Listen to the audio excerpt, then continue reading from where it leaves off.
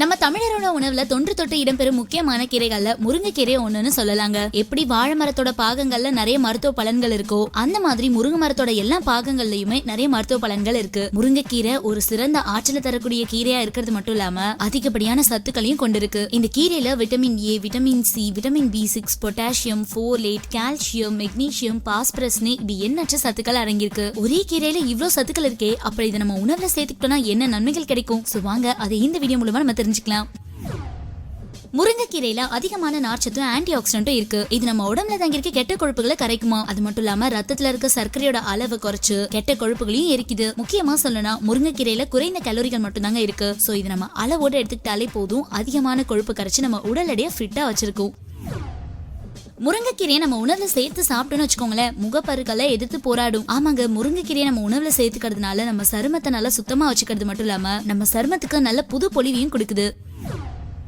முருங்கைக்கீரையை நல்லா கடைஞ்சோ பொரியலாவோ இல்ல வதக்கியோ சாப்பிடலாம். இதுல இருக்க நார்ச்சத்து நம்மளுக்கு சீரான இடைவெளியை கொடுத்து மலச்சிக்கலுக்கு நல்ல தீர்வை கொடுக்கும். அது மட்டும் இல்லைங்க, முருங்கைக்கீரையை நெய்ல வறுத்து வளர்ற குழந்தைங்களுக்கு சாப்பிடறதுக்கு முன்னாடி கொடுக்கலாம். இது அவங்களுக்கு ரத்த சோகையை தடுக்கிறதுக்கு ரொம்பவே யூஸ்ஃபுல்லா இருக்கும்.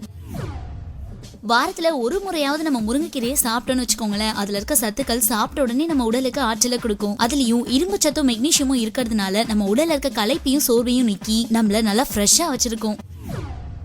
அடுத்ததா ஆன்டி ஆக்சிடென்ட். முருங்கைக்கீரையில பாத்தீங்கன்னா கிட்டத்தட்ட 30 ஆன்டி ஆக்சிடென்ட் இருக்கும். இது நம்ம உடல் செல்களை நல்லா ஆரோக்கியமா வச்சிருக்கிறதுக்கு உதவியா இருக்கு. அது மட்டும் இல்லைங்க, புற்றுநோய் வருவதையும் தடுக்குதான். மேலும் சரும வயதாகுவதை தடுத்து நம்மளுக்கு ஆரோக்கியமான சருமத்தையும் கொடுக்குது. விட்டமின் ஏ சத்து அதிகமா இருக்க அந்த முருங்கைக்கீரை பார்வை திறனை அதிகரிக்கும். முருங்கைக்கீரையை அரைச்சு அதுல இருந்து சாரை பிழிஞ்சு கண்ணை விட்டோம்னு வச்சுக்கோங்களேன், கண்ணு வலி நீங்கும். இல்ல தேனோட சேர்த்து கண்ணிமைகள்ல தடவினாலும் சரி, கண் நோய்கள் குணமாகும். அதோட முருங்கை இலை இருக்கு இல்லையா, அதை எடுத்துக்கோங்க. சம அளவு அது கூட மிளகையும் சேர்த்து நல்லா நசுக்கி சாரை பிழிஞ்சுக்கோங்க. இதை தலையில வலி இருக்க இடங்கள்ல பற்று போட்டாலே போதும், தலைவலி சீக்கிரமாவே குணமாகும்.